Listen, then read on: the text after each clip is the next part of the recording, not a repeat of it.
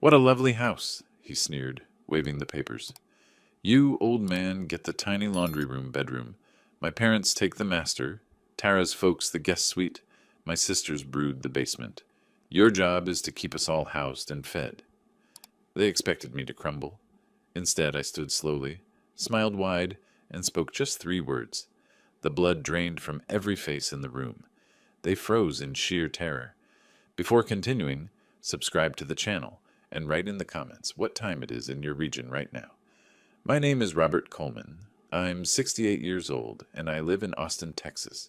Spent 42 years as an architect and real estate developer before stepping back from the daily grind. Always believe that the home you build with your own hands means more than any amount of money.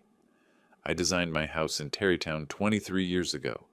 Every window placement, every door frame, every corner of the 3,847 square feet was deliberate.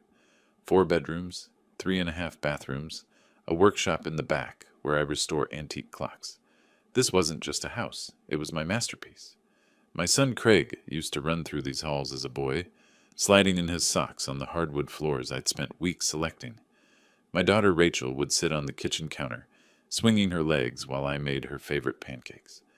Those memories feel like they belong to someone else's life now. The change didn't happen overnight. With Craig, it started about 3 years ago when he met Tara. She was beautiful, I'll give her that, with perfect blonde hair and a smile that could sell ice to penguins. She worked in HR at some mid-sized company, and she was good at her job. Too good, maybe. She knew exactly how to package selfish desires as reasonable requests, how to make manipulation sound like concern. Craig had always been a bit lazy, always looking for shortcuts, but Tara amplified it. Before her, he at least pretended to care about building his own life. After her, it became all about what I owed them. What he deserved from me. He worked as a sales manager at Tech Vision Solutions, pulling in a decent salary, but they lived beyond their means. Designer clothes, expensive restaurants, a lifestyle they couldn't actually afford. Rachel, my daughter, took a different path to disappointment. Divorced at 34, 2 kids, ages 11 and 9, and a permanent victim mentality. Everything was always someone else's fault. Her ex-husband Trey's fault for not supporting her dreams. Her boss's fault for not promoting her. My fault for not helping enough. She worked as an assistant manager at a shopping mall, barely making ends meet, but somehow that was also my responsibility to fix. It started innocuously about 3 months ago. Craig called one evening. Hey, Dad, Tara and I were thinking of dropping by tomorrow for coffee. That okay? Of course it was okay. They were my son and daughter-in-law. The next morning they arrived with pastries and warm smiles. Tara walked through the house like she was seeing it for the first time, even though she'd been here dozens of times before. Robert, this house is absolutely stunning, she said, running her hand along the custom banister. Craig never told me you designed it yourself. That's incredible. I felt a small surge of pride. Thank you, Tara. It was a labor of love. She pulled out her phone and started taking photos. Do you mind? I'm just so inspired by the architecture. The way the light comes through these windows. What could I say? It seemed harmless. The visits became more frequent. Coffee turned into lunch. Lunch turned into dinner. Dinner turned into, it's getting late. Mind if we crash in the guest room? I noticed Tara measuring doorways with her eyes, making little notes in her phone. Once I caught her pacing off the master bedroom, counting her steps. Just admiring the space, she said with that 1,000-watt smile. You're so lucky to have all this room. Lucky. As if I hadn't worked 60-hour weeks for 4 decades to afford it. Then Tara's parents entered the picture. Donald and Cynthia Sanders arrived one Sunday afternoon, summoned by their daughter for what Craig called a family lunch. Donald was a retired regional insurance manager who acted like he'd personally invented the concept of success. Cynthia was a homemaker who'd never worked a day in her life, but somehow felt qualified to judge everyone else's choices. So this is the famous house, Donald said, looking around my living room like he was evaluating it for purchase. Must be expensive to maintain for just one person. I manage fine, I replied evenly. Still, Cynthia chimed in, her voice dripping with false concern, it does seem like a lot of space for someone your age, Bob. I hate being called Bob. My name is Robert. She knew this. Robert, I corrected gently. She waved her hand dismissively. Of course, Robert. I just mean don't you worry about the stairs. What if you fell? Who would know? I'm 68, not 88. I play chess twice a week at Central Texas Chess Club, work in my clock shop, and can still climb a ladder better than most 40-year-olds. But Cynthia had already decided I was one step from the nursing home. The visits from Donald and Cynthia became regular too. They'd show up unannounced, peer into rooms, ask intrusive questions about my finances, my retirement accounts, my estate planning. Donald actually asked me once if I had long-term care insurance, then followed up with, because at your age, these things happen fast. Meanwhile, Rachel started calling more frequently, always with some new crisis. Her car broke down. Her landlord raised the rent. The kids needed new school supplies. Could I help? Just this once? Every conversation ended with a request for money, wrapped in tears and guilt. Dad, I'm barely making it, she'd sob into the phone. After the divorce, Trey pays so little in child support, I'm drowning here. I helped. I always helped. But it was never enough, and the requests grew bolder. The pattern continued for 3 months. Visit after visit, question after question, measurement after measurement. I'm not naive. I knew something was brewing. I just didn't know what until that phone call. It was a Wednesday evening. I was in my workshop, carefully adjusting the escapement wheel on an 1890s mantel clock, when my phone rang. Craig, Dad, we need to talk. The whole family is coming over this Sunday at 2 p.m. It's important. Not, can we come over? Not, are you free? Just an announcement. What's this about, Craig? We'll discuss it when we're all together. See you Sunday. The line went dead. I set down my tools and stared at the half-repaired clock. In my 42 years of architecture and development, I'd learned to read blueprints that weren't yet drawn, to anticipate structural problems before they appeared. This conversation had all the warning signs of a catastrophic foundation failure. Sunday at 2 p.m., the whole family. Whatever they were planning, it was coordinated, rehearsed, and designed to leave me no room for negotiation. I had 3 days to figure out what was coming. 3 days before my own family walked through my front door with a plan that would change everything. I didn't sleep well those 3 nights.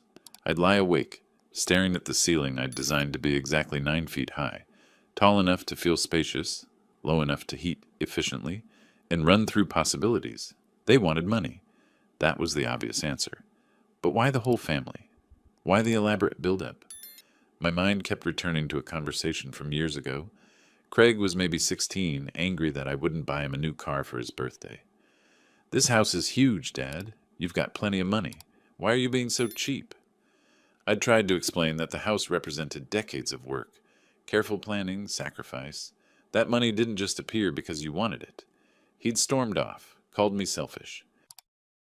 The memory still stung. Back then, I'd thought it was just teenage rebellion. Now I wondered if I'd been watching the seedling of something darker take root.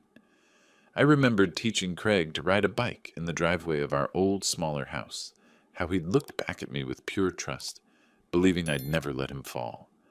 I remembered Rachel at 7, presenting me with a crayon drawing of our family, 4 stick figures holding hands in front of a house with a triangle roof. That's us, Daddy. We're happy. When had that trust turned to entitlement? When had love become calculation? I thought about my late wife, Sarah, who died 6 years ago from cancer. She'd been the glue holding our family together, smoothing over the rough edges, translating between my directness and the kids' sensitivity. After she passed, the cracks started showing. Without her buffer, Craig and Rachel had to deal with me directly, and apparently they didn't like what they found. Sarah used to say I was too focused on logic, not enough on emotion. They need to feel loved, Robert, not just provided for. Maybe she was right. Maybe I'd built them a beautiful house, but forgotten to make them feel at home in it. No. I pushed that thought away. I'd done everything I could. I'd paid for Craig's college. I'd covered Rachel's wedding expenses, then helped with her divorce lawyer fees. I'd been there for every milestone, every crisis, every late-night phone call. The problem wasn't what I'd failed to give. It was what they'd failed to appreciate. Sunday arrived with cruel sunshine, the kind of perfect Texas spring day that makes you forget summer will soon turn Austin into an oven. I dressed carefully, khakis and a button-down shirt, the uniform of a respectable retired professional. No point looking like I was ready for a fight. At 1:45 p.m., I stood in my living room, examining it with fresh eyes. The custom built-in bookshelves I'd designed, the fireplace with its craftsman-style mantel, the bay window that caught the afternoon light just right. Every element was intentional, a small piece of a larger vision. By 2 p.m., they started arriving. Craig and Tara came first, Tara's heels clicking on my hardwood floors with the confidence of ownership. Then Donald and Cynthia in their Mercedes, Donald wearing a suit like he was heading to a board meeting.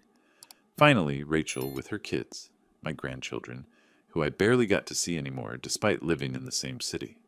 They settled into my living room like they were staging an intervention. Craig sat on my favorite chair, the leather one I'd custom ordered after Sarah died, the one that still held the shape of my back from thousands of evenings reading. Tara perched on the arm, her hand on his shoulder in a show of unity. Donald and Cynthia took the sofa. Rachel hovered near the doorway with her kids, who were already bored and fiddling with their phones. I remained standing. Home court advantage. Craig cleared his throat, pulled out a folder like this was a business presentation, and began. Dad, we've all been talking, and we've come to a decision that we think will benefit everyone. Not, we have an idea, or we'd like to discuss something.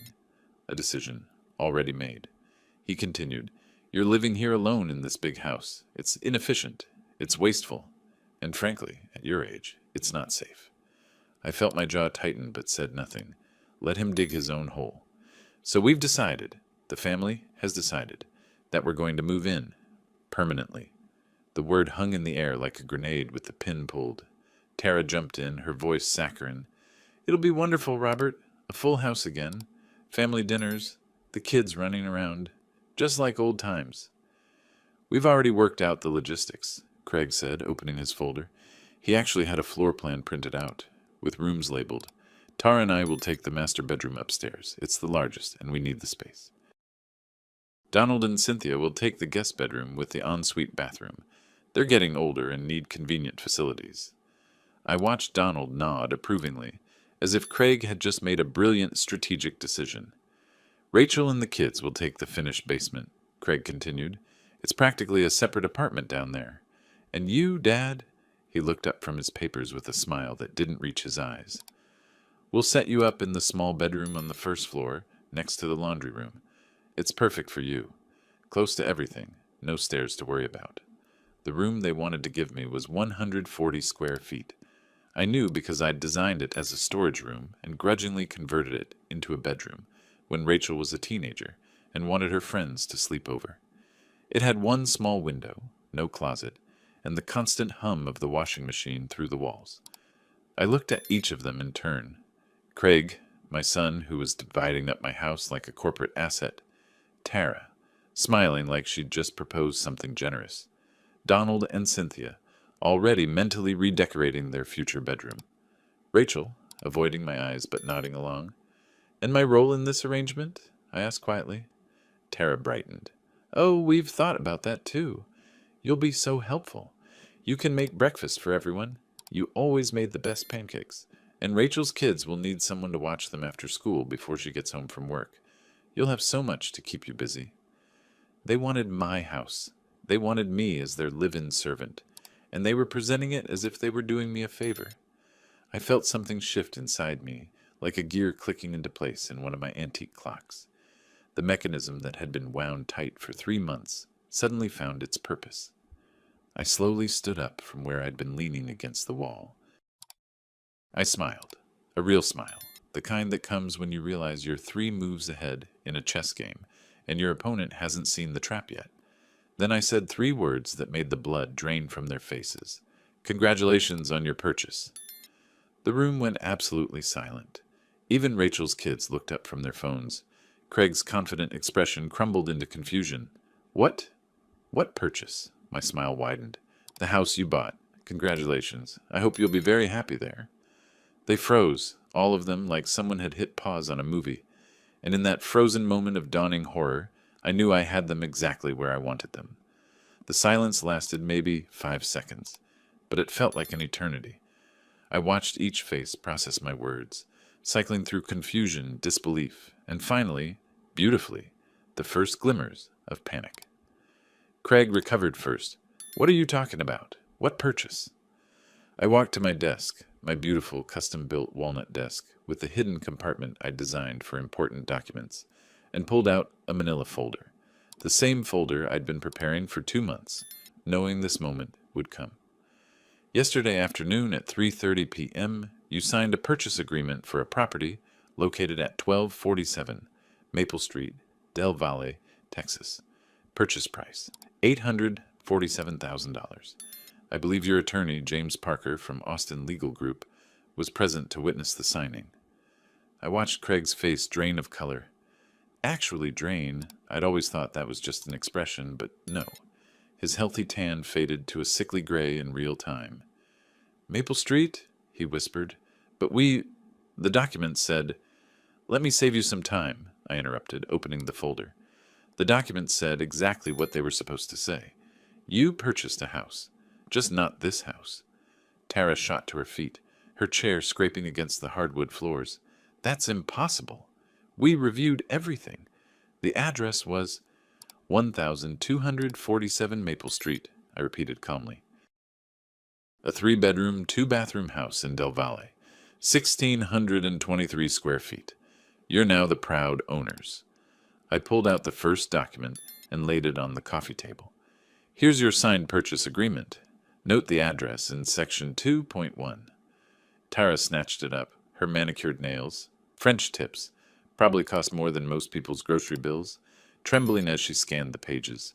Her lips moved silently, reading the address over and over like it might change if she tried hard enough. "This can't be right," she breathed. "We were buying your house. We had it appraised. We walked through it. You walked through a house," I corrected. "Never specified which one." Donald stood up, puffing his chest like that would make him more intimidating. "This is fraud, Robert. Clear as day. You deliberately misled." "Did I?" I pulled out another document. "Here's the living trust agreement for this property. 3,352 Westlake Drive, Tarrytown. Signed, notarized, and filed with Travis County yesterday afternoon. This house is now held in irrevocable trust by the Austin Architects Heritage Foundation, a 501c3 nonprofit organization, registered, legal, and permanent." The word permanent hung in the air like smoke. I watched Rachel, who'd been silent until now, sink onto the arm of the sofa. She'd gone pale too, though she was trying to hide it. My daughter had always been good at playing innocent, at pretending she wasn't part of whatever scheme was unfolding. But I'd seen her text messages to Craig. I knew better. Cynthia found her voice, shrill and accusing. "You had no right. This is your family's inheritance. You can't just give away—" "My property," I said, my voice dropping to a temperature that could freeze water. "My house. My decision. And I didn't give it away. I placed it in a trust for its intended purpose, supporting retired architects and preserving architectural heritage." "But you bought another house just to trick us?" Tara's voice had climbed an octave. "That's insane. That's—" "Strategic," I finished. "I purchased 1,247 Maple Street 2 months ago for $532,000. Overpaid by about $47,000 to expedite the sale. Then I offered it to you through properly executed legal channels for $847,000. You accepted. You had your attorney review everything. You signed." The math was dawning on Craig now. I could see it in his eyes. $315,000, he whispered. "We overpaid by $315,000. "At minimum," I agreed. "The Del Valle market's been declining since they announced that industrial development nearby. 3 new warehouses going up within half a mile. Noise, traffic, air quality issues. That house is worth maybe $532,000 on a good day. You might get $485,000 if you're lucky." I let that sink in. Watched Craig's hands ball into fists. Watched Tara's perfect composure crack like cheap plaster. "Your attorney reviewed all documents," I continued. "All signatures are genuine.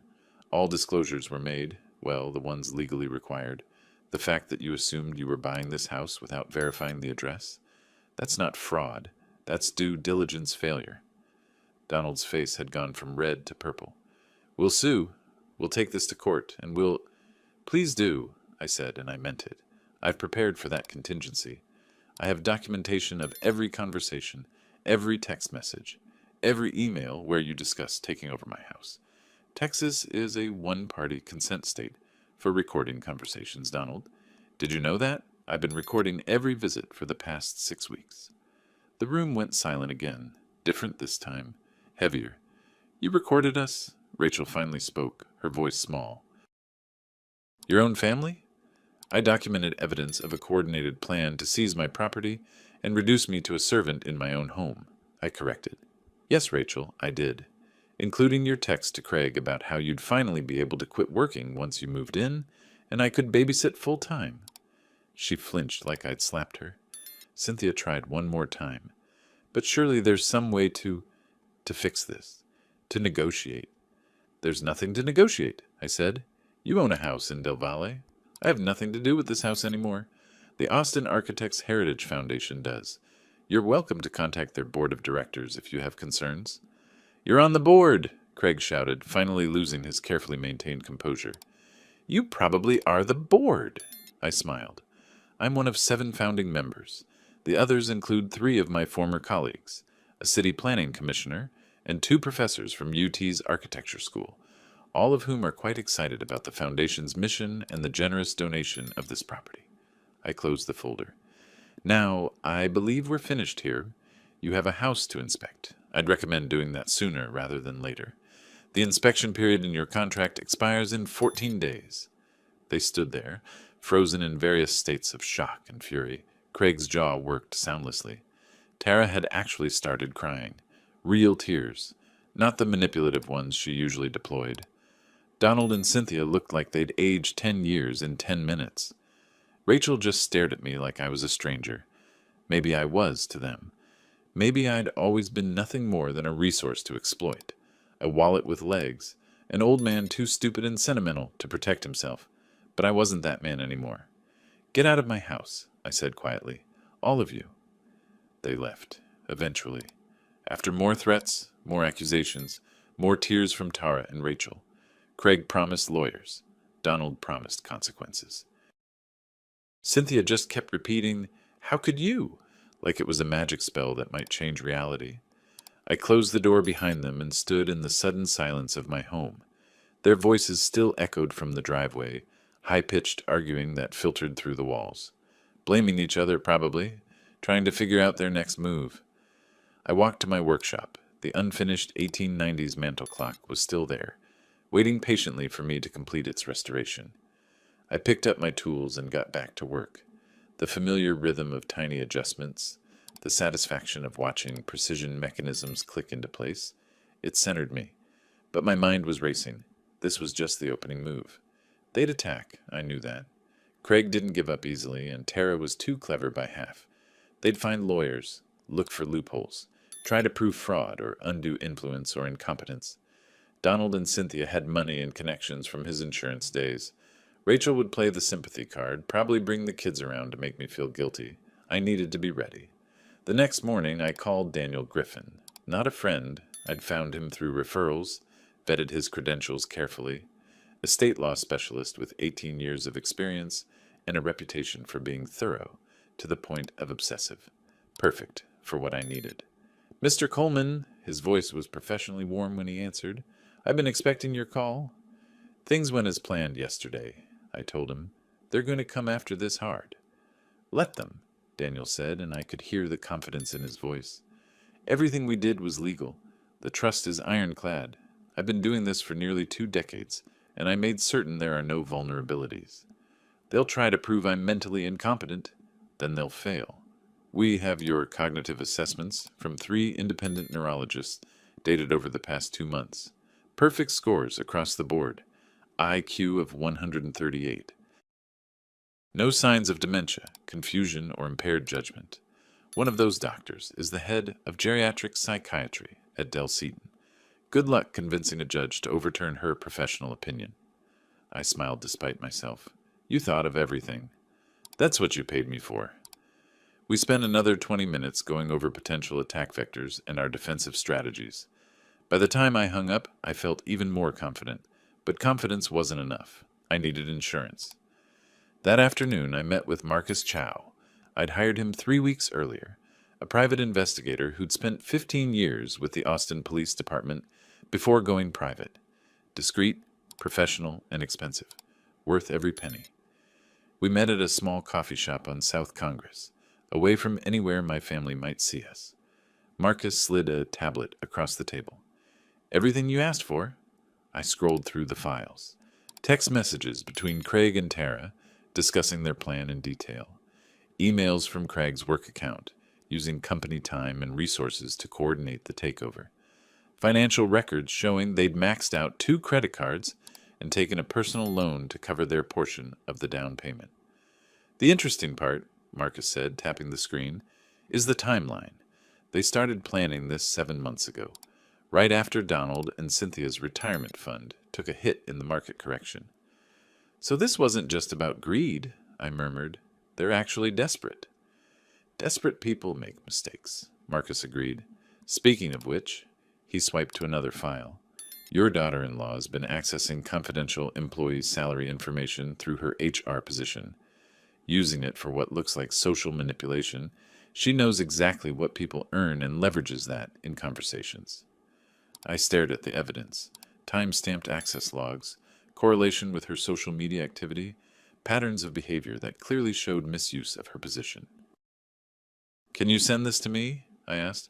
Already in your secure email. But Robert... Marcus leaned forward. What are you planning to do with this? I don't know yet, I admitted, but I like having options.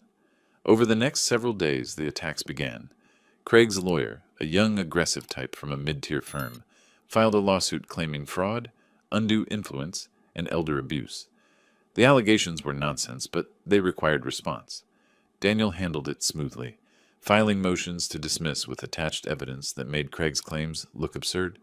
Text messages, recorded conversations. The whole coordinated plan laid bare. Rachel came by crying, begging me to make this right. She brought the kids, my grandchildren, who I barely knew because she'd been too busy to visit unless she needed money. I let them in, made the kids hot chocolate, asked about school. They were good kids, not their fault their mother was a manipulator. When Rachel started her pitch, Dad, please think of the children. They need stability. I cut her off. Rachel, you knew about Craig's plan. You were part of it. You wanted the basement, rent-free, while I babysat full-time so you could quit your job. I never said that. You texted it to Craig. I have copies. She left in tears, kids in tow, shouting about how cruel I'd become. But the real attack came from Donald and Cynthia. They filed a petition with the court to have me evaluated for mental competency, claiming I was showing signs of dementia and had been manipulated into signing away my property. That one actually made me laugh. I voluntarily submitted to every evaluation they requested. 3 different doctors, full neurological workups, cognitive tests, psychiatric assessments. The works. The results came back exactly as I knew they would. Perfect mental health. Superior cognitive function for my age. No signs of impairment whatsoever. The judge who reviewed the petition, a stern woman named Barbara Martinez who'd been on the bench for 20 years, didn't just dismiss it, she verbally eviscerated Donald's attorney in open court for wasting judicial resources and warned that any future frivolous filings would result in sanctions. Donald and Cynthia left the courthouse looking like they'd been physically beaten. But I wasn't done, not even close. I'd been watching, learning, documenting, and I discovered something interesting about Craig's job at Tech Vision Solutions. His boss was named Robert Sullivan. A quick search of my old university records showed that a Robert Sullivan had taken my advanced structural design course 25 years ago, graduated with honors, left a note in my retirement file about how much my mentorship had meant to his career. Small world. I drafted a careful email, professional, concerned, attaching documentation of Craig's misuse of company resources, those emails from his work account, discussing personal matters, potentially exposing the company to legal liability if anyone discovered an employee using company infrastructure to plan what could be construed as elder abuse. I didn't send it yet, just saved it in my drafts folder. Sometimes the best weapon is the one you haven't fired yet. That evening I sat in my workshop with a glass of scotch, Macallan 18, the good stuff, and examined the mantel clock I'd finally finished restoring. Every gear in perfect alignment, every mechanism precisely calibrated, working exactly as its creator had intended 135 years ago. I wound it carefully and listened to it tick. Steady, reliable, patient. And that's when I understood exactly how to repay them. Not with rage, not with hasty revenge, but with the same precision I'd applied to my architecture career, the same patience I used restoring timepieces, the same methodical planning that had built my successful development company. I'd dismantle their lives piece by piece, legally, cleanly, completely. They wanted to take everything from me? Fine. Let's see how they enjoyed losing everything themselves. 2 days later, I made the call. Mr. Sullivan's office, how may I help you? The receptionist's voice was crisp, professional. This is Robert Coleman. I'd like to schedule a meeting with Mr. Sullivan to discuss a potential collaboration between the Austin Architects Heritage Foundation and TechVision Solutions. There was a brief pause. Mr. Coleman, the architect, Mr. Sullivan has mentioned you. Please hold. Less than a minute later, Robert Sullivan himself came on the line. Professor Coleman, this is unexpected. I'd be honored to meet with you. Professor, he still called me that after 25 years. I remembered him vaguely. A quiet student who'd sat in the third row of my structural design course, always taking meticulous notes.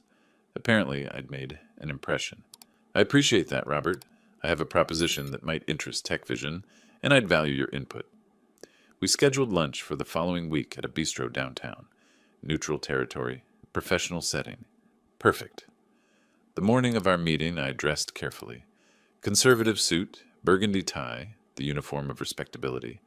I brought a leather portfolio containing foundation materials, documentation of our 501c3 status, and buried beneath them a separate folder I might or might not need. Robert Sullivan arrived exactly on time. He'd aged well, a distinguished-looking man with salt and pepper hair, and the confident bearing of someone who'd built a successful career. We shook hands, and I saw genuine warmth in his eyes. Professor Coleman, I can't tell you how much your class influenced my career path. Your lecture on integrating sustainable design with commercial viability changed how I think about business. Please call me Robert, and I'm glad the lesson stuck. You've done well at TechVision. We ordered lunch, discussed the foundation, talked about the tech industry's growth in Austin. He was genuinely interested in supporting the foundation, mentioned potential sponsorship opportunities, technology partnerships for our educational programs. Then I shifted gears. There's something else I need to discuss, Robert. It's somewhat delicate. I paused, letting the weight of my tone register. It concerns an employee of yours, Craig Coleman. Sullivan's expression didn't change immediately, but I saw the subtle tension in his shoulders. Craig Coleman, is he related to you? My son. The color drained from his face, not dramatically, but enough that I noticed. I didn't know. He never mentioned. He set down his fork carefully. What about him? I opened the secondary folder. I debated whether to bring this to you, but I believe you deserve to know about a potential conflict of interest and misuse of company resources. I slid the first document across the table. Time-stamped emails from Craig's TechVision account discussing his plan to take over my house. Coordination messages sent during business hours. References to using connections to close deals. Ambiguous enough to be concerning, specific enough to raise questions. Sullivan read in silence. His jaw tightened. There's more, I said quietly. Craig knew I was his father. He knew about my connections in the Austin business community. He never disclosed our relationship to you or to HR. Given that TechVision operates in a field where professional relationships matter, this represents a significant conflict of interest. Why are you telling me this? Sullivan's voice was carefully neutral, but I could see the calculation happening behind his eyes. Because you showed integrity in my classroom 25 years ago, and I believe you still have it. Because if this situation became public, a senior sales manager using undisclosed family connections while simultaneously planning to exploit his elderly father, it would reflect poorly on TechVision's ethics standards. And because I met his eyes directly, I thought you deserved the truth before making any decisions about Craig's future with your company. I didn't threaten, didn't need to. The implications were clear. Sullivan was quiet for a long moment. I appreciate you bringing this to my attention, Robert. This is concerning, very concerning. He gathered the documents. I'll need to review this with our legal team and HR. Of course, I understand completely. We finished lunch with strained politeness. When we parted ways, Sullivan's handshake was firm, but his mind was clearly elsewhere. The call came 5 days later. Marcus Chow, my private investigator.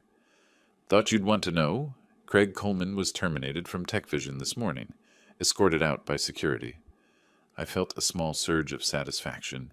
Official reason? Violation of ethics policies and undisclosed conflicts of interest. They're being vague publicly, but internally, it's about the family connection and misuse of company resources. One down. That same week, Marcus delivered another report, this one about Tara. Your daughter-in-law's been sloppy, he said, sliding his tablet across my kitchen table. She's been accessing confidential salary information through her HR position. Look at the pattern. She checks someone's compensation, then within days, there's social media activity showing she's met with that person. She's been using the information as leverage in social situations. I scrolled through the logs. Timestamps, access records, correlation with her social calendar. It was damning. Can you compile this into a report? Anonymous submission to her company's compliance department? Already done. Just need your go-ahead to send it. I thought about it for exactly 3 seconds. Send it. The foreclosure notice arrived at Craig and Tara's Del Valle house the following week. I know because Marcus kept tabs on their mailbox. Legal since it was visible from the street. Their mortgage payment was $4,870 a month. Without Craig's income, they couldn't make it. Their savings of $23,400 would last maybe 3 months if they stretched it. They weren't going to make it 3 months. Tara was fired 2 weeks after Craig. Internal investigation into misuse of confidential information. No severance, no references, just a clean termination for cause. I imagined them in that house, the one they'd bought thinking it was their ticket to easy living, watching their world collapse, unable to make the payments, unable to sell quickly enough to avoid foreclosure. Watching that $847,000 mistake become the anchor dragging them under. Meanwhile, Donald and Cynthia Sanders were having their own crisis. I knew from my network that they'd tried to help Craig and Tara financially. Tried and failed. Their retirement income couldn't cover their own expenses, plus their daughter's mortgage. I heard through mutual acquaintances that they'd put their townhouse on the market. Good. Let them feel the squeeze. Rachel called me during this period, twice. I let both calls go to voicemail. Her messages were predictable, asking for money, claiming the kids needed things, playing the grandmother card. I deleted them without responding. The chess club became my refuge during these weeks. Every Tuesday and Thursday evening, I'd sit across from my regular opponent, a retired engineer named Howard, and lose myself in strategy. The irony wasn't lost on me. Here I was, playing a game of calculated moves, while executing a real-life strategy that would leave my family in ruins. "You're distracted tonight," Howard observed after capturing my knight. "Everything all right?" "Family matters," I said. "Nothing I can't handle." He nodded knowingly. "Family's always complicated. My son-in-law tried to borrow money last year. Investment opportunity, he called it. I said no. Haven't heard from them since Christmas. I moved my bishop, setting up a trap 3 moves ahead. Sometimes no is the most important word you can say. At home, I continued restoring clocks. The 1890s mantelpiece was finished, ticking contentedly on my workshop shelf. I'd started on a 1920s Art Deco wall clock, all geometric lines and chrome details. The mechanical precision soothed me. Every gear had its place, every spring its tension. Systems worked when properly calibrated. Chaos resulted when pieces were out of alignment. My family had been out of alignment for a long time. I was simply correcting the mechanism. 4 months after the initial confrontation, Rachel called again. This time, I answered. Dad, please, I need to talk to you. Her voice was different, less entitled, more desperate. What is it, Rachel? It's Craig and Tara. They're in trouble. Real trouble. The bank's foreclosing on their house. They've both lost their jobs. Donald and Cynthia had to sell their townhouse just to help with expenses, and it's still not enough. I said nothing, let the silence stretch. Dad, I know you're angry about what happened, but this has gone too far. They're going to lose everything. Can't you help? Just this once. Help, I repeated flatly, like you were all planning to help me by taking my house and relegating me to a storage room. We weren't, she fumbled for words. We just thought it made sense for everyone to live together, to pool resources. Rachel, I have recordings of your text messages. Don't lie to me now. A sharp intake of breath. What? You texted Craig that once you moved in, you'd finally be able to quit working because I could babysit full-time while you focused on yourself. Does that ring a bell? The silence on her end was absolute. The answer is no, I continued. I will not help. I will, however, help my grandchildren with college when the time comes. Money set aside in trust, paid directly to their educational institutions. But you, Craig, Tara, you're adults. Time to face the consequences of your choices. She started crying. Real tears this time, not the manipulative kind. Dad, please. Goodbye, Rachel. I hung up and immediately blocked her number. 2 weeks later, Marcus called with news. The Del Valle house sold. Craig and Tara accepted an offer from an investor. How much? $485,000. I did the math instantly. They'd paid $847,000. Sold for $485,000. A loss of $362,000, not counting closing costs, realtor fees, and the months of mortgage payments they'd made. Catastrophic. Where are they moving? 2-bedroom apartment in Southeast Austin. Rents $1,450 a month. It's not great. I pictured Craig and Tara in a small apartment, their grand dreams of living in my house replaced by the reality of financial ruin. No savings, no jobs, or at least no good ones. Credit destroyed.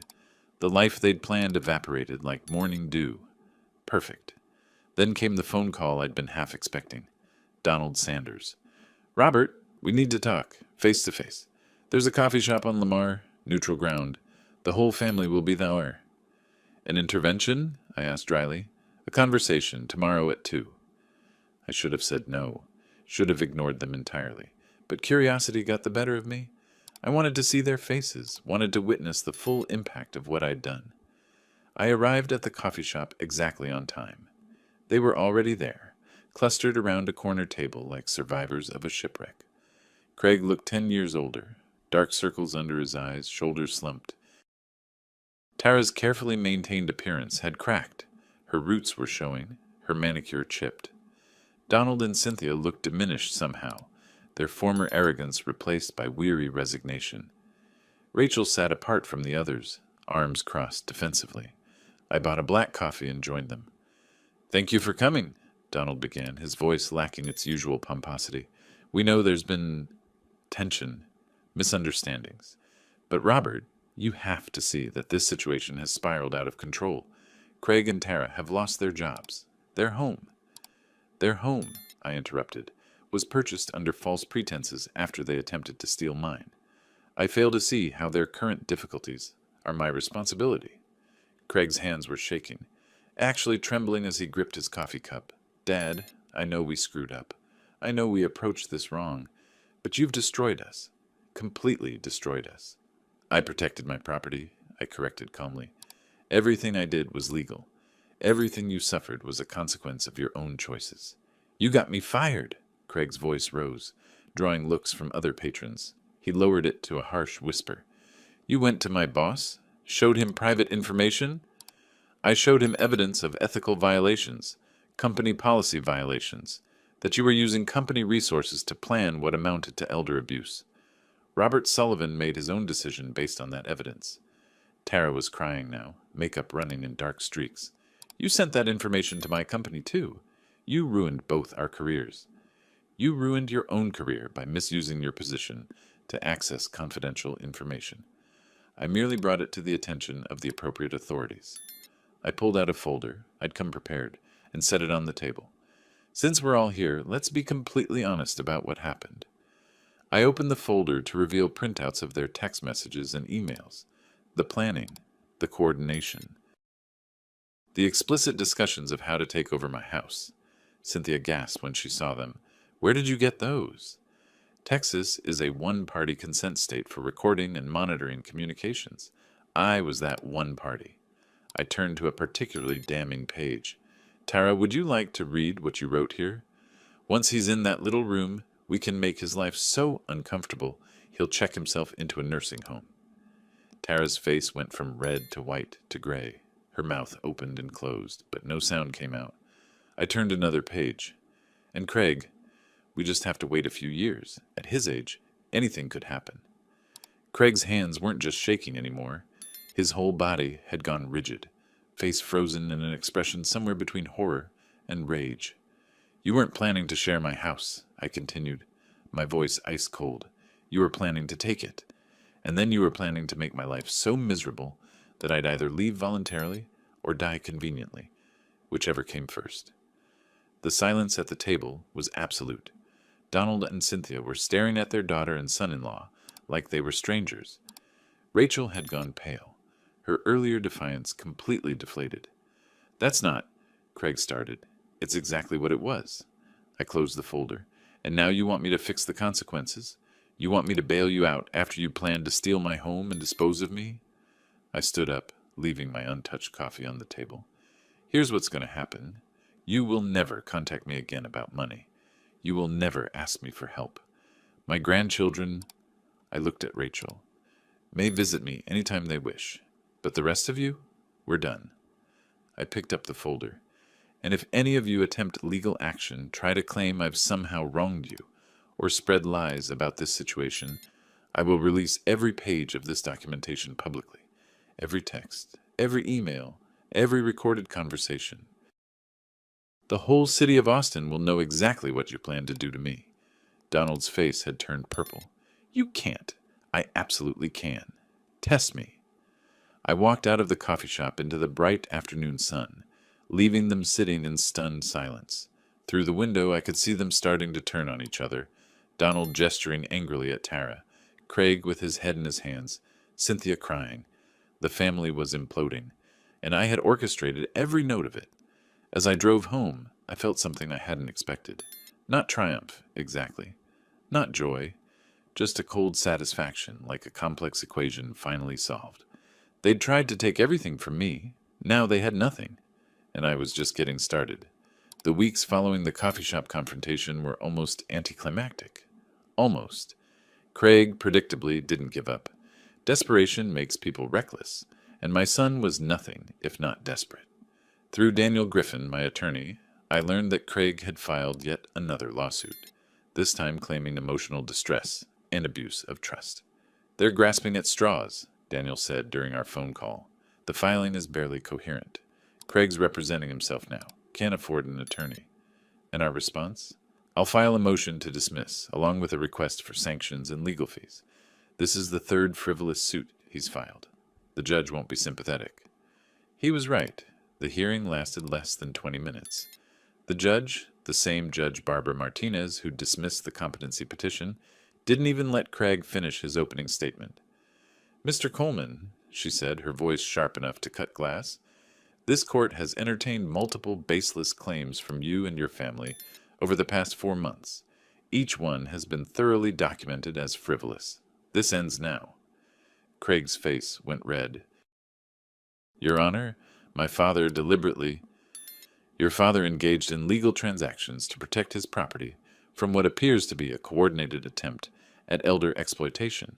The evidence you yourself provided proves this. She turned to Daniel. Motion to dismiss is granted.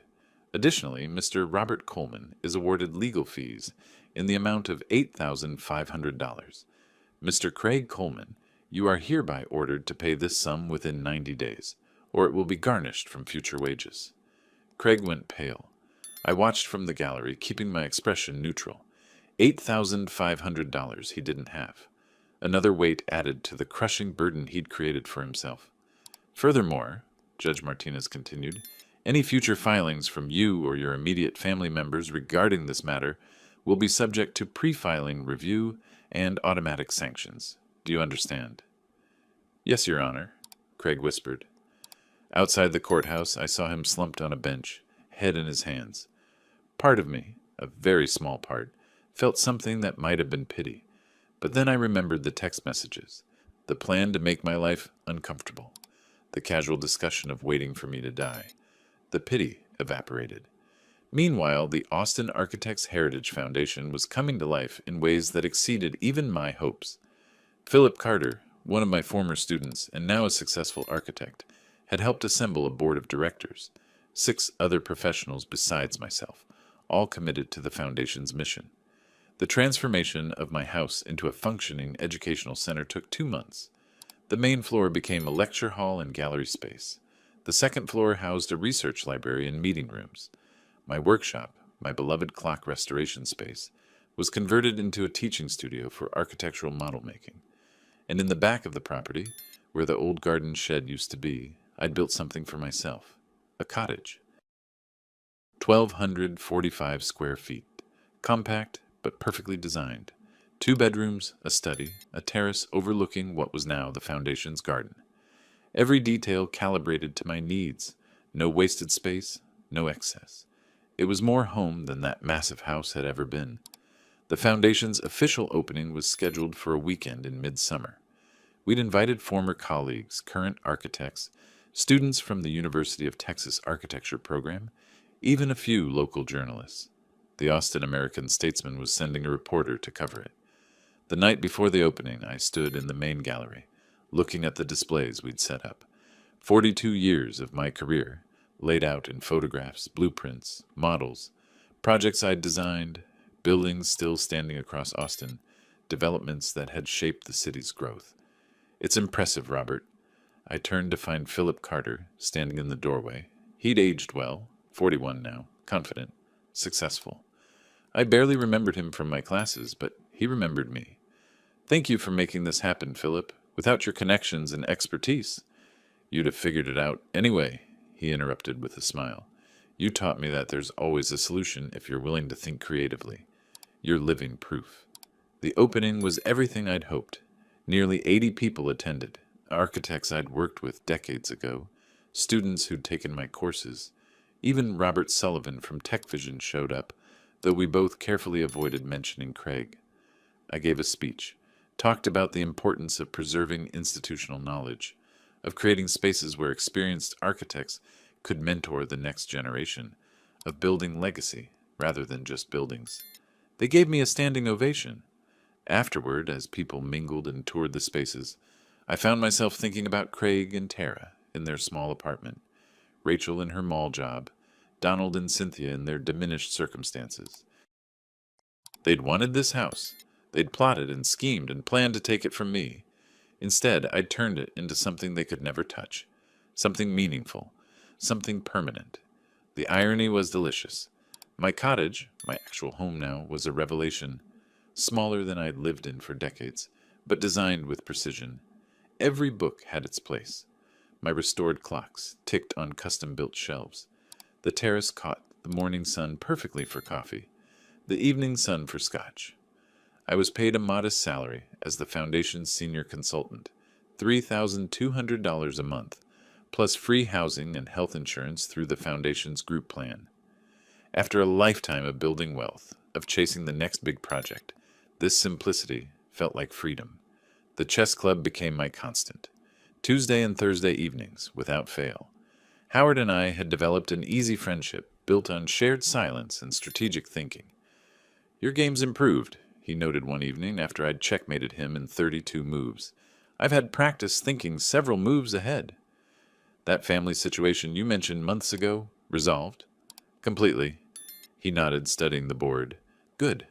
Life's too short to let people steal your peace. I smiled. If only he knew. But peace, I was learning, is never permanent when family is involved. Rachel showed up at the foundation one afternoon without warning. I was in the middle of a consultation with a young architect about sustainable design principles when I saw her through the window, climbing out of her car with both kids in tow. My grandchildren, I barely knew them, Emma, 11, and Jack, 9. Rachel had kept them at arm's length these past months, using them as leverage she never quite deployed. I excused myself from the meeting and met them at the entrance. Rachel? Dad! Her voice was strained. The kids wanted to see you. I thought maybe...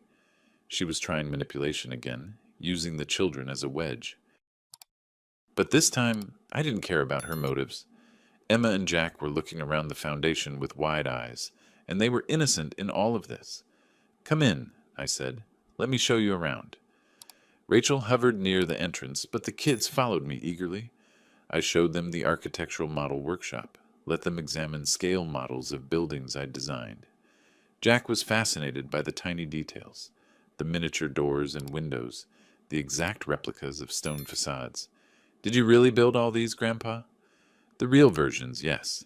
These are just models to show what we planned. Emma was drawn to the blueprint collection. These drawings are so precise. How long did it take to make one? Days, sometimes weeks. Before computers, every line was drawn by hand. We spent 2 hours together.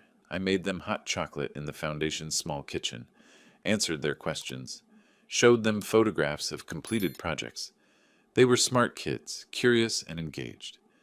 Rachel watched from the doorway, arms crossed, trying to figure out my angle. Finally, as they were leaving, she tried her pitch. Dad, the kids miss you. I miss you. Maybe there's a way to fix this, to move forward. I looked at her steadily. The kids are always welcome here, Rachel, anytime. They can call me, visit, spend afternoons learning about architecture if they want. And me? You're welcome to bring them, but don't use them as leverage. Don't bring them here expecting I'll suddenly forget what you were part of. These children deserve better than being pawns in your schemes. Her face flushed. You texted Craig that once you moved in, you'd finally be able to quit working because I could babysit full-time while you focused on yourself. Don't lie to me now. She left angry, but the kids started visiting regularly. Every Saturday afternoon they'd show up, sometimes dropped off by their father, Trey, who nodded at me with something like respect.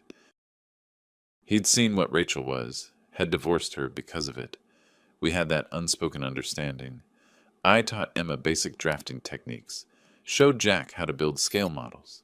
They absorbed knowledge like sponges, and for the first time in years, I felt like I was actually being a grandfather. Meanwhile, Craig and Tara made one final desperate move. Through their new attorney, a young, inexperienced lawyer, probably working pro bono for the exposure, they filed a petition claiming the Foundation's creation was a testamentary disposition that could be challenged, essentially arguing that I'd given away my estate while still alive, which could be contested as I might have been unduly influenced or incompetent. Daniel laughed when he showed me the filing. They really don't know when to quit. What's our defense? Timeline. We have 5 months of documentation showing you created this foundation.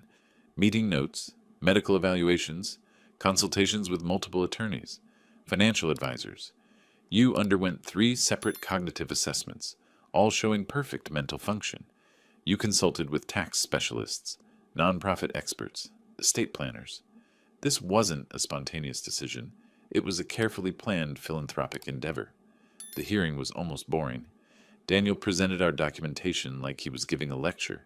Medical records, meeting logs, emails with Foundation board members, correspondence with the IRS regarding our 501c3 status, architectural plans for the cottage that proved I'd been planning my living arrangements for over a year.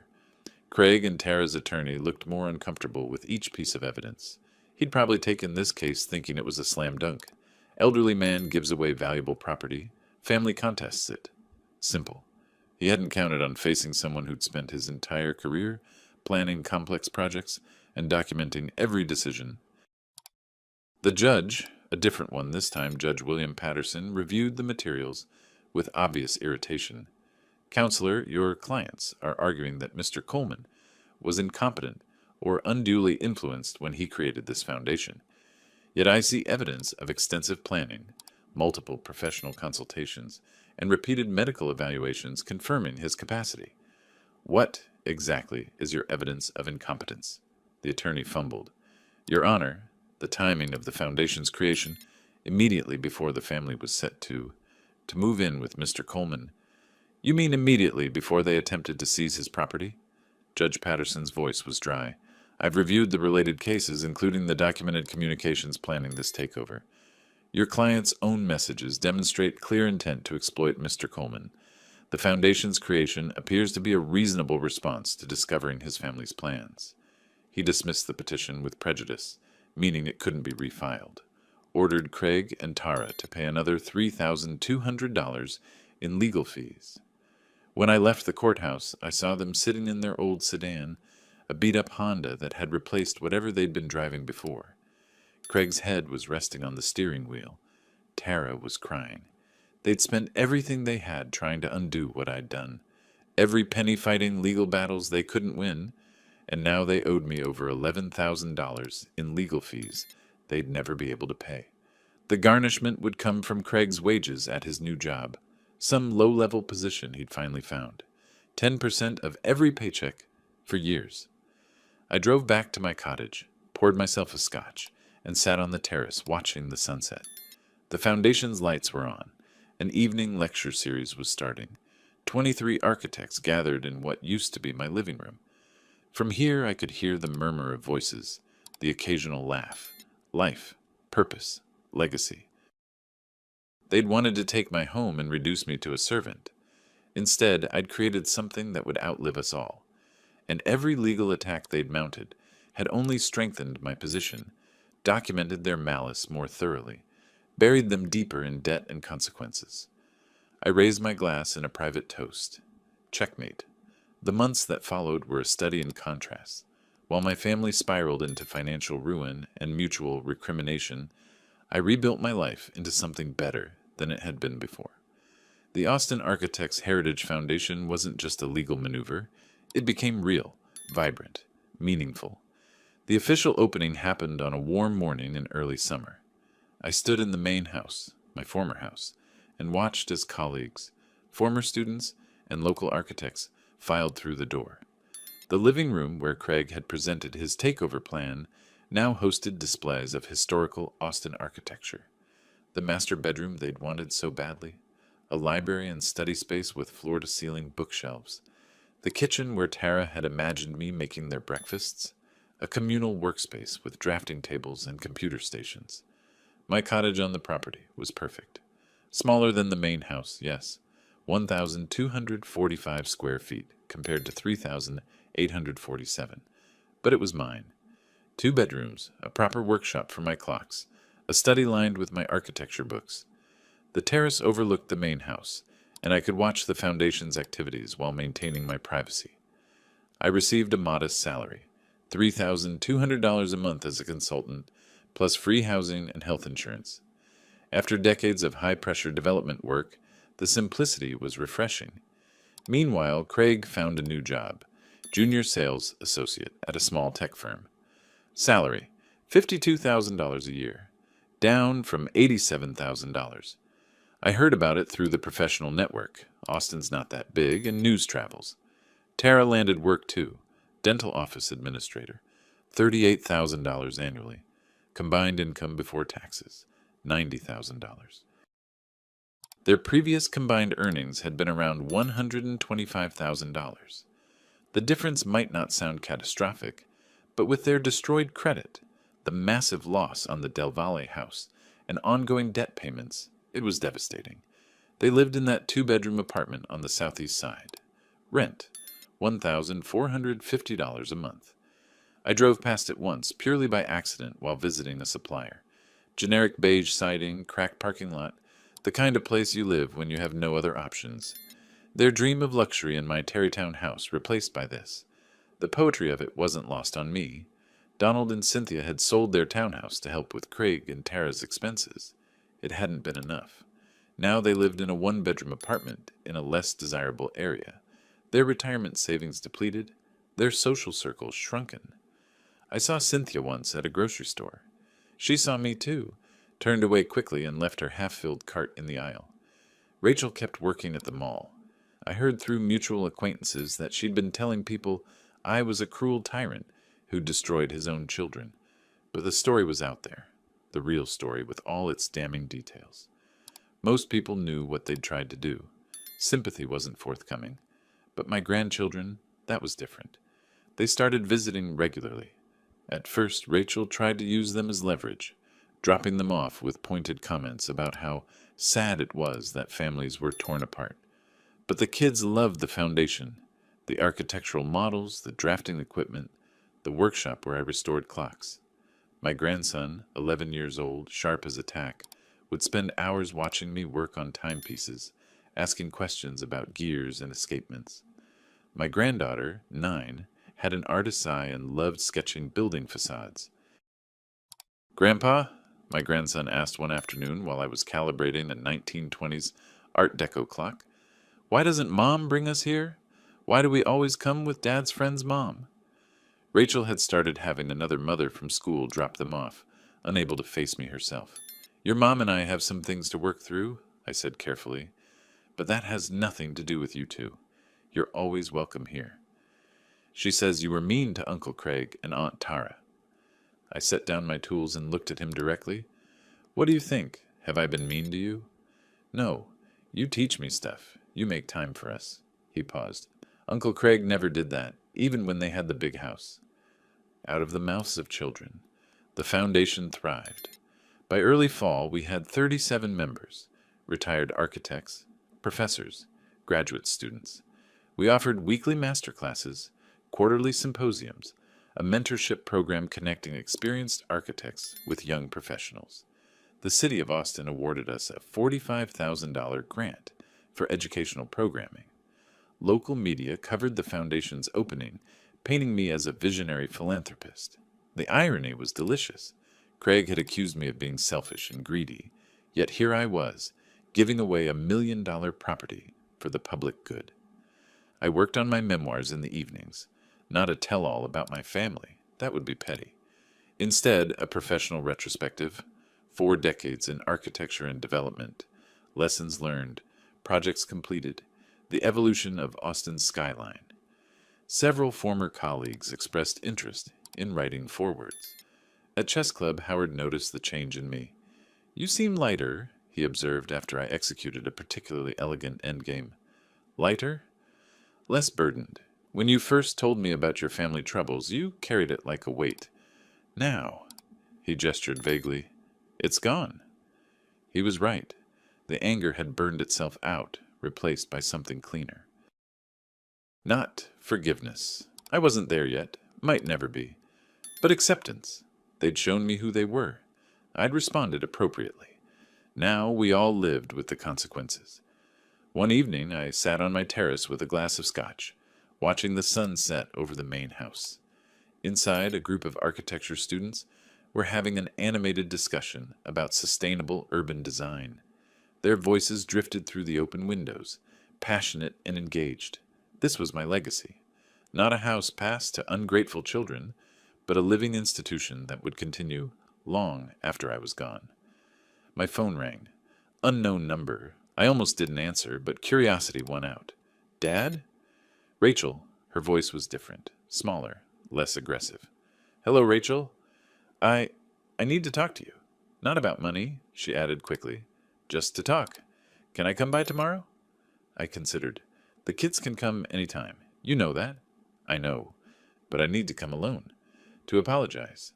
Not because I want anything. Just because I should." The sincerity in her voice was unexpected. "Tomorrow at 2.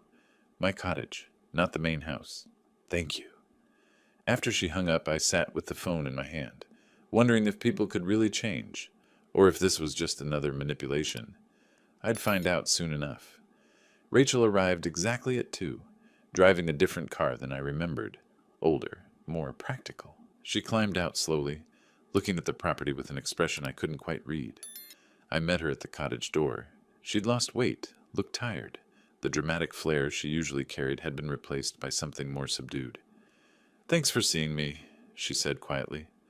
We sat on the terrace. I didn't offer refreshments, didn't make small talk, just waited. I met someone, she began. His name is Tom. He's a mechanic. Works on cars, gets his hands dirty, comes home exhausted. And he's good, patient. When I complain about work, he listens, but then he asks what I'm going to do about it. Not what someone else should do for me. What I'm going to do. She twisted her hands together. He doesn't let me play victim. And I've been playing victim my whole life, haven't I? I didn't answer. Didn't need to. I knew about Craig's plan. I was part of it. I told myself I wasn't, that I was just going along, but she looked at me directly. I wanted that basement apartment. I wanted free childcare. I wanted you to fix my life because I'd made such a mess of it. And when you didn't, when you protected yourself instead, I was angry. Like you'd betrayed me by not letting us use you. A tear rolled down her cheek. Tom asked me what I'd do if someone tried to do that to me. Take my home. Make me a servant in my own house. I didn't have an answer, because we both know what I'd do. I'd fight back, just like you did.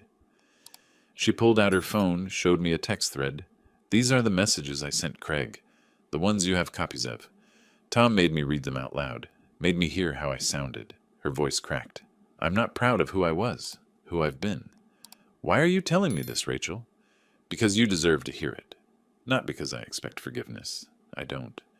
Not because I want you to fix things with Craig, or help us financially or anything else. Just because it's true. And you should know that at least one of your children finally understands what they did to you. She stood up. The kids love coming here. Tom brings them on Saturdays sometimes. Did you know that? He says you're teaching them to value hard work and patience. That's more than I ever taught them. They're good kids, I said. They are, despite me. She moved toward the steps, then turned back. I know I don't have the right to ask, but can I bring them sometimes? Not drop them off. Actually come with them, be part of their visits? I looked at her, really looked, saw the exhaustion, the genuine remorse, the first signs of actual growth. Trust would take time, might never fully return. But this was at least honest. You can come with them, I said finally. But Rachel, if you slip back into manipulation, if you use them as leverage, if you ask for money, or try to guilt me into anything, that door closes permanently. Understand? I understand. Fresh tears. Thank you. After she left, I sat on the terrace for a long time. Forgiveness was complicated. Justice was simpler. The Foundation's celebration event came on a crisp fall evening. 7 months since that confrontation in my living room. 7 months since I'd said those 3 words that changed everything. The main house glowed with light and warmth. Over 100 people attended. Architects, city officials, journalists, former students. I'd been asked to give a speech about the Foundation's mission and future. I stood at the front of the crowd looking at faces I'd known for decades. Philip Carter, my former student who'd helped with the initial property valuation, sat in the front row. Robert Sullivan was there too. He'd become a Foundation board member, and his company had donated technology for our design studios. 30 years ago, I began, I designed this house as a home for my family. I built it with care, attention to detail, and love. But homes, real homes, aren't just structures. They're purposes. They're legacies. And sometimes the greatest gift we can give isn't to individuals, but to communities. I saw my grandchildren in the audience, sitting with Tom and Rachel. They waved. I waved back. The Austin Architects Heritage Foundation exists to support people who've dedicated their lives to building our city, to preserve knowledge, foster mentorship, and ensure that the next generation has the tools and wisdom they need. This isn't charity. It's investment in our shared future. Applause rippled through the room. After the formal program, I gave the kids a tour, showed them the library, the workshop, the models of buildings I'd designed over my career. Grandpa, my grandson said, looking at a model of a downtown office complex I'd developed in the 90s. When I'm an architect, can I design something this cool? Something shifted in my chest. Not quite tears, but close. You'll design something better. Later, as guests mingled and the evening wound down, I stepped outside. From the street, I could see both buildings.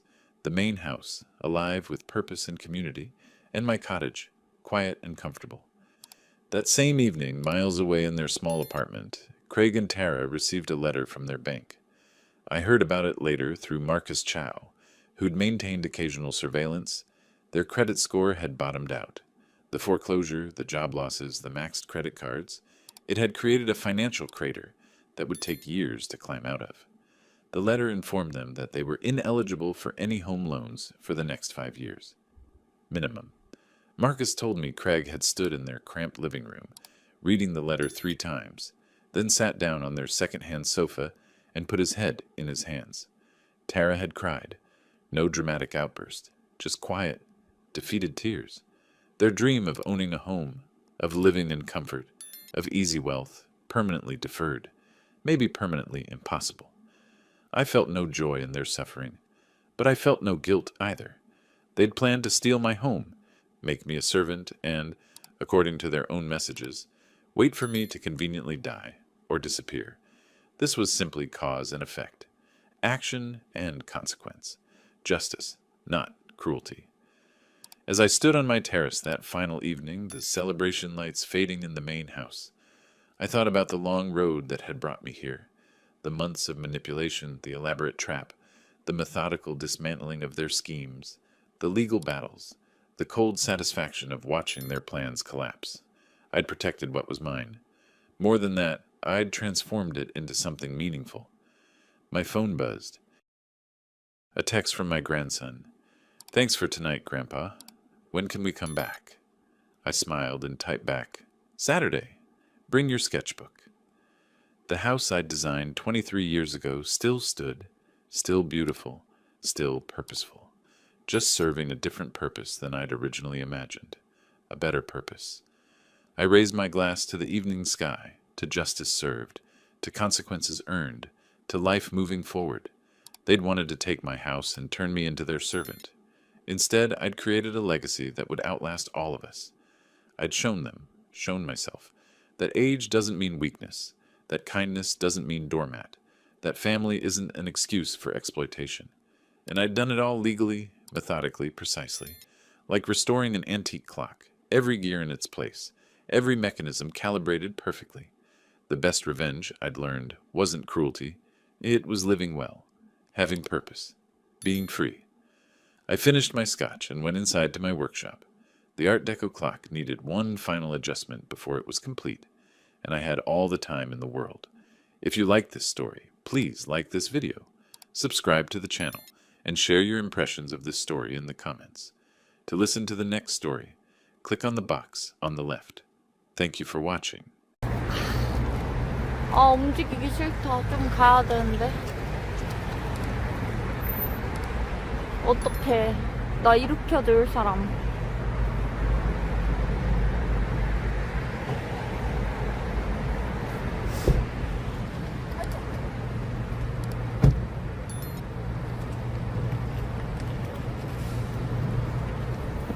가자. 좀 흔들려도 이해해주세요. 이렇게 가야 돼. 내 손가락 찢어지게. 아! 미친. 어깨 부셔지면은 차 안 타고 왔어. 걸어왔어.